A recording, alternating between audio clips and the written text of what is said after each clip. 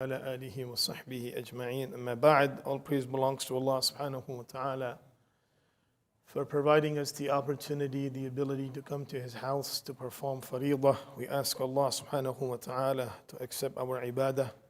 We ask the Almighty Allah to forgive our shortcomings. We ask Allah subhanahu wa ta'ala to help those who are in need and difficulty. We ask Allah subhanahu wa ta'ala to cure those who are sick and ill.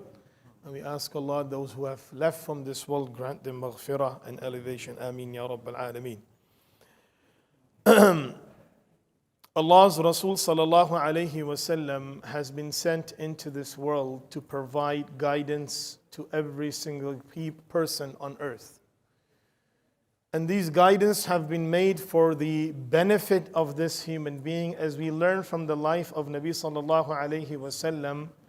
Specifically, we are on the chapter of communication, interaction with people, socializing, and a lot has to do with not being aware of the guidelines of Islam as well as the teachings of Rasulullah sallallahu alaihi wasallam, and not following those criterias and adab, etiquettes. A person goes into making the matter of socializing a very difficult task for himself and those who are around him. And this is why Rasulullah sallallahu alaihi wasallam has given us a guideline that we all need to follow to be able to maintain that relationship with each other. And that we don't let the door of shaitan open to interact and intervene in our way of dealing with people so that it becomes a matter of dispute. Today's topic is about privacy. Rasulullah sallallahu alayhi wasallam was very particular in making sure that people, their property and their life is secured and protected. And this is one of the last message before his departure from this world. Nabi sallallahu alayhi wasallam said, as we know in the famous khutbah of Hajjat al-Wada', the farewell pilgrimage, Rasulullah sallallahu alayhi wasallam said, "Inna dima'akum wa amwalakum wa a'radakum haramun alaykum." That your wealth, your blood, your dignity and honor, all of this is considered haram for you to interact without the permission of another person, illa bihaqqillah, except with whatever Allah Azza wa Jal has given permissibility. And this is where our communication, our interaction with individuals come in. A lot of times we want to know the personal life of that individual. And this happens a lot over social media because there is a lot of it that is open and exposed. And people have the opportunity to go and dig into the life of other people and trying to find dirt so that they can display it in front of public and display it in front of others so that they have some weaknesses of other individuals. Whereas the teachings of Rasul sallallahu alaihi wasallam is that you're not allowed to go into the personal life of anyone except without his permission. If a person wants to share it with you, then of course that is something that he decided or she decided to do so.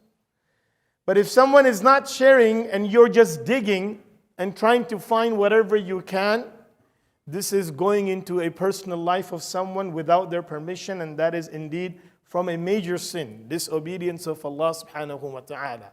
This is why the Prophet ﷺ said, "Al-istidhan qabla al-ayn aw ad-dukhul," that permission is required for you to even see inside someone's house. So for me to go and start,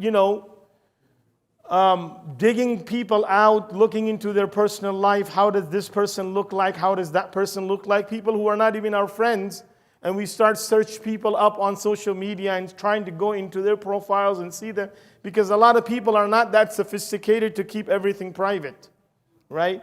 Now, if someone is not allowing you to come inside and you're trying to find your way inside, or whenever it's private, you're trying to dig in even more, dig deeper, then this is something that our Islam does not allow. And the teachings of physical communication and over social media, they are the same. It's just a matter of over there, the platform is open, so a person thinks, oh, it's nothing wrong. If I search a few tabs here and there, going to this person's profile, his data, that data, no. Just because someone is not allowing you into his house, because over here there is more security, that you cannot just go in and enter into someone's house. He's got locks there, he's got bells there. But over social media, the platform still opens a little bit, becomes a little lenient. So a person thinks, since I have the opportunity, let me dig inside. No, the rule stays the same. The rule is, don't go into someone else's personal life without their permission. If someone has only given you X amount of information, that is for you to have, that's it. And even that, someone's personal life, then you share it with other people, that is even taking the sin to the next level.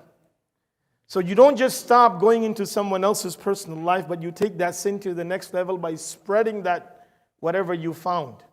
And then at the end of the day, a person justifies, oh, this person, he displays himself as such a nice person. Look what I found for him, and now everybody start hating him. And this type of behavior is something that does not bring people together.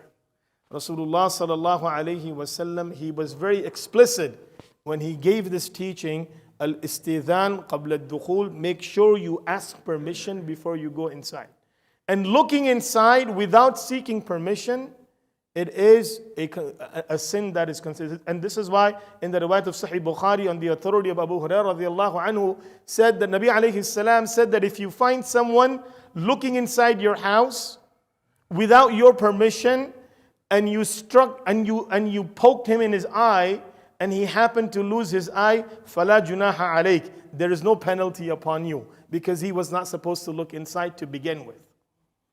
So that's how much Rasulullah sallallahu alaihi wasallam was concerned when people are trying to look into the private lives of other individuals. We ask Allah subhanahu wa ta'ala to protect us all, and we ask Allah to give us the ability, the strength to follow the guidelines of Islam and the etiquettes of Rasulullah sallallahu alaihi wasallam. Ameen ya Rabbal Alameen. Jazakumullahu khairan. Subhanallah wa bihamdihi. Subhanakallahumma wa bihamdik. Wa nashhadu an la ilaha illa